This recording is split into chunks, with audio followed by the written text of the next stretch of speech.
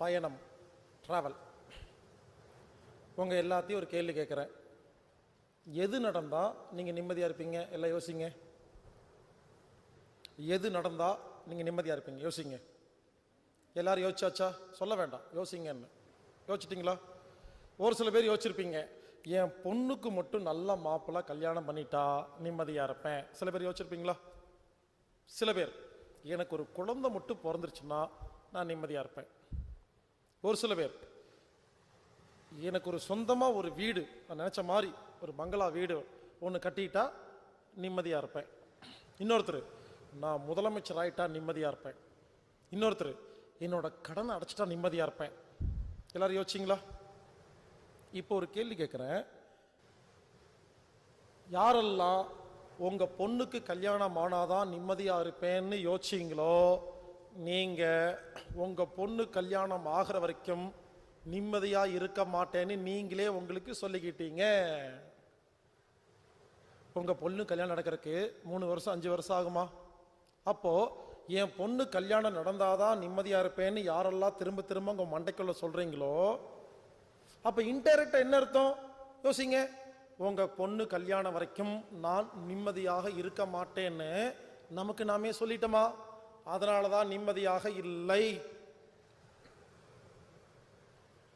சொந்தமாக ஒரு வீடு வாங்கினாதான் நான் நிம்மதியாக இருப்பேன்னு எப்பெல்லாம் வாயை திறந்து சொல்கிறீங்களோ, அந்த வீடு கட்டுறதுக்கு 4 வருஷம் 3 வருஷம் 5 வருஷம் ஆகுமா அப்ராக்சிமேட்டா? அப்போது அந்த 5 வருஷத்துக்கு நீங்கள் நிம்மதியாக இருக்க மாட்டேன்னு நீங்களே உங்களுக்கு நீங்களே சொல்லிட்டு நிம்மதி இல்லாமல் வாழ்கிறீங்க. எம்எல்ஏ ஆனாதான் நிம்மதி நினச்சிங்கன்னா எம்எல்ஏ ஆகிறதுக்கு 5 வருஷம் ஆகும்னு வச்சுக்கோங்களேன், இல்லை 15 வருஷம் ஆகும். அப்போ என்ன அர்த்தம்? அதை நல்லா யோசிச்சு பாருங்க. எம்எல்ஏ ஆகிற வரைக்கும் நான் நிம்மதியாக இல்லாமல் இருப்பேன்னு நமக்கு நாமே சொல்லிட்டோமா? மைண்ட் இப்படி தாங்க வேலை செய்யுது. யாரெல்லாம் இது நடந்தாதான் நிம்மதியாக இருப்பேன்னு வாயை திறந்து சொல்லி இல்லை மனசுக்குள்ள நினைக்கிறீங்களோ, நீங்கள் இப்போ நிம்மதியாக இருக்க மாட்டீங்க. அது காரணம் நீங்கள் தான். சில பேர் யோசிச்சிருப்பீங்க, எங்கள் வீட்டுக்கார மண்டையில் முடி முளைச்சா நிம்மதியாக இருப்பேன். இந்த ஜென்மத்தில் முளைக்காது, என்ன பண்ண போறீங்க? இப்போ நிம்மதி இல்லாமல் இருக்க போறீங்களா வாழ்க்கை ஃபுல்லா? ஸோ புரிஞ்சுக்குங்க, கொஞ்சம் மாற்றுங்க. பாருங்க, எல்லாம் நல்லா கேளுங்க. நீங்கள் நினச்சிங்களா ஒரு விஷயம், அதை கொஞ்சம் மாற்றி சொல்லுங்க. என் பொண்ணு கல்யாணத்துக்காக நான் ஒவ்வொரு நாளும் ஒரு பயணம் பண்ணுறேன் இல்லையா, ஒரு ட்ராவல் வாழ்க்கை வாழ்கிறேன் இல்லையா, இது எனக்கு ரொம்ப பிடிச்சிருக்கு, ஜாலியாக இருக்குது, நிம்மதியாக இருக்குன்னு சொல்லி பாருங்க. இப்போ நிம்மதியாக இருப்பீங்க. நான் எம்எல்ஏ ஆகிறதுக்காக ஒவ்வொரு நாளும் முயற்சி பண்ணி ஓடுறேன் பார்த்தியா, அந்த ஓட்டம் அந்த பயணம் எனக்கு பிடிச்சிருக்குன்னு உங்கள் வார்த்தையை எண்ணத்தை மாற்றி பாருங்க, நிம்மதியாக இருப்பீங்க. சொந்தமாக ஒரு வீடு வாங்கிறதுக்காக நான் ஒவ்வொரு நாளும் முயற்சி பண்ணி அந்த ஓடுறேன் பார்த்தியா, உழைக்கிறேன் பார்த்தியா, அது எனக்கு பிடிச்சிருக்கு, ஜாலியாக இருக்குன்னு சொல்லி பாருங்க, நிம்மதியாக இருப்பீங்க. புரிஞ்சுக்கங்க, ஒரு இடத்துக்கு போனால் நிம்மதி கிடையாது, போகிறதே நிம்மதி. இப்படி மாற்றணும். உதாரணத்துக்கு, நாளைக்கு காலையில் ஆக்சுவலாக கிளாஸ் கிடையாது, நாளைக்கு காலையில் 2 பஸ்ஸு வருது. நாம் எல்லாருமே கொடைக்கானலுக்கு டூர் போகிறோம். திடீர்னு ப்ரோக்ராம் சேஞ்ச் ஆயிடுச்சு. நாளைக்கு காலையில் எல்லோரும் பஸ் வந்தோன்னே ஏறிடுறோம். நல்லா கேட்டுக்குங்க, பஸ்ஸு கொடைக்கானலுக்கு போகுது.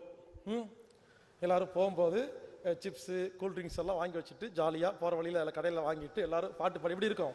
திடீர்னு பஸ்ஸில் டூர் கூட்டு போனால் எப்படி இருக்கும்? பாட்டு பாடி டான்ஸ் ஆடி எல்லாம் போகிறோம், ஜாலியாக போகிறோம். கொடைக்கானல் போயாச்சு. கொடைக்கானல் போய் பஸ் நிற்கிது, சோன்னு மழை பெய்யுது, அட்டா மழை. எஃப்எம்ல சொல்கிறாங்க, கொடைக்கானலில் 24 மணி நேரத்துக்கு அடர்ந்த மழை பொழியும், அதனால் வீட்டை விட்டு யாரும் வெளியே வராதிங்க அப்படிங்கிறாங்க. எப்படி இருக்கும்? எல்லாரும் மூஞ்சில் சுவாகமாக இருக்கும். இவ்வளோ கஷ்டப்பட்டு வந்தோமே, கொடைக்கானலில் இறங்கக்கூட முடியலையே, டீ சாப்பிட்றதுக்கு இறங்க முடியல. உடனே எல்லாரும் முடிவெடுக்கிறோம், சரி திண்டுக்கல் ஆசிரமத்துக்கே போயிடலாம். பஸ் திரும்புது, மறுபடியும் பாட்டு டான்ஸு கூத்து வந்துட்டோம். வந்த உடனே பேட்டி எடுக்கிறேன் உங்களை மைக்கு பிடிச்சி. நீங்கள் என்ன பண்ணீங்க? நாங்கள் கொடைக்கானல் போய் ஜாலியாக இருந்தோம். ஹலோ, கொடைக்கானலில் இறங்கவே இல்லை. புரியல? கொடைக்கானலுக்கு போனதும் திரும்பி வந்ததும் தான் ஜாலி, அங்கே ஜாலியே கிடையாது. புரிஞ்சுதுங்களா? பயணம் தாங்க வாழ்க்கையில் ஜாலி, டார்கெட் ஜாலி இல்லை. டார்கெட்டுங்கிறது போறதுக்கு ஒரு ரூட் வேணுங்க வச்சுக்கிறோம், அவ்வளோதான். இப்போ சொல்லுங்க, நான் ஒன்று பண்ணுறேன், நாளைக்கு 2 பஸ்ஸு கொண்டு வரேன். பஸ்ஸு நிற்கும், பஸ்ஸு நகராது, எல்லாரும் உள்ளே ஏறிக்குங்க. நான் பஸ்ஸை லேசாக ஆட்டிக்கிட்டே இருப்பேன் வெளியிருந்து. எல்லாரும் ஜாலியாக இருப்பீங்களா? 8 மணி நேரம் வண்டி பிடிச்சி ஆட்டினா இதுக்கும் போனதுக்கு என்ன வித்தியாசம்? ஒன்றும் இல்லை. புரிஞ்சுக்குங்க, ஆணியே பிடுங்க வேண்டாங்கிறதா கடைசியாக ரிசல்ட். உட்கார்ந்த இடத்துல நிம்மதியாக இருக்க முடியுங்க? நாம் நினச்சிட்டு இருக்கிறோம், அது நடந்தா நிம்மதி, இது நடந்தா நிம்மதி, அது நடந்தா நிம்மதி. ஹலோ, ஒன்றுமே பண்ணாமல் சும்மா இருந்தாலும் நிம்மதி தான். புரிஞ்சுக்குங்க, எதை நோக்கி ஓடுறீங்களோ அந்த பயணம் தாங்க நிம்மதி. இங்கே பாருங்க, பல பேர் சின்ன வயசில் இறந்து போயிட்டாங்க. நம்ம பழைய ரெக்கார்ட்ஸில் எடுத்து பாருங்க, விவேகானந்தர், பாரதியார், இவங்கெல்லாம் பாருங்க சீக்கிரமாக இறந்துருப்பாங்க, 30-35 வயசுல. காரணம் என்ன தெரியுமா? அவங்க இந்த உலகத்தை மாத்தனாதான் நிம்மதின்னு தன்னை வருத்திட்டு ஓடினாங்க. அப்ப என்னாச்சு? உயிர் போயிருச்சு. புரிஞ்சுக்குங்க, அவங்க ஒருவேளை அந்த பயணத்தை ஜாலியாக எடுத்திருந்தா இந்நேரம் 80-90 வயசு உயிரோட வாழ்ந்துருப்பாங்க. நல்லா புரிஞ்சுக்குங்க, நல்லா கேட்டுக்குங்க. பயணம்தான் வாழ்க்கையில் நிம்மதி. ஒரு ரகசியம் சொல்றேன், உலக மக்களை எல்லாத்தையும் இந்த அனாட்டமிக் தெரப்பிங்கிற செவி வழி தொடு சிகிச்சை கொடுத்தாதான் நிம்மதின்னு நான் நினைக்கவே கிடையாது. அதனாலதான் இன்னும் உயிரோடு இருக்கிறேன்.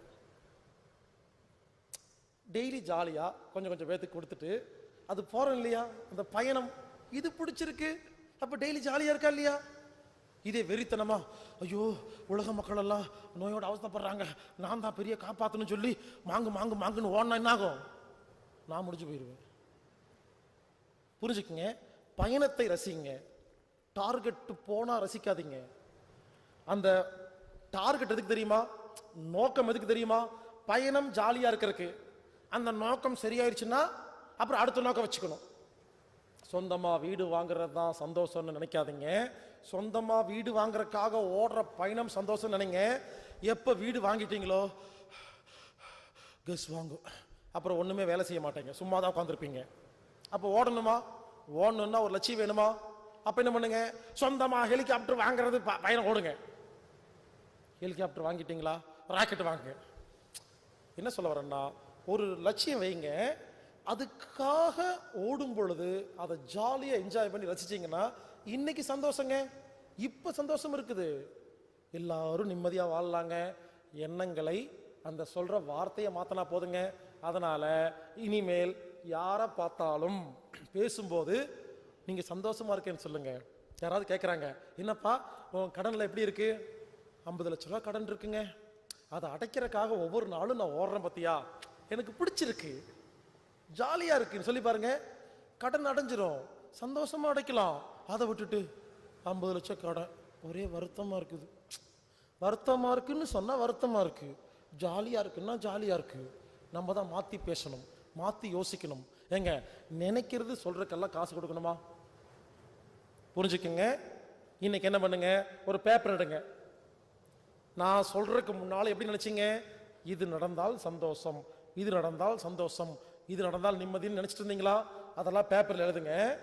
எழுதிட்டு வேற பேப்பர் எடுத்து அதுக்காக ஓடுவது சந்தோஷம், அதுக்காக பாடுபடுவது சந்தோஷம், அதுக்காக உழைப்பது சந்தோஷம், அதுக்காக ஒவ்வொரு நிமிஷமும் என் வாழ்க்கையில ஒரு செயல் செய்யறேன் இல்லையா, அது சந்தோஷம்னு பேப்பர்ல எழுதி வச்சு டெய்லி 21 முறை படிங்க, ரெக்கார்ட் ஆகும். மற்றவங்ககிட்ட சொல்லுங்க, 24 மணி நேரமும் நிம்மதியாகத்தான் வாழ்வோம். அதனால பயணத்தை சந்தோஷமாக ஏற்றுக்கொள்ளுங்கள், மனது நிம்மதியாக இருக்கும். நான் மறுபடியும் சொல்றேன், ஒவ்வொரு 5 நிமிஷமும் வேற வேற வேற டாபிக்ல பேசிட்டே இருப்பேன். ஒவ்வொன்றுக்குள்ளேயும் மிகப்பெரிய அர்த்தம் இருக்குது. இதை எல்லாத்தையும் ஒன்று சேர்த்தீங்கன்னா மனசு நிம்மதியா இருக்கும்.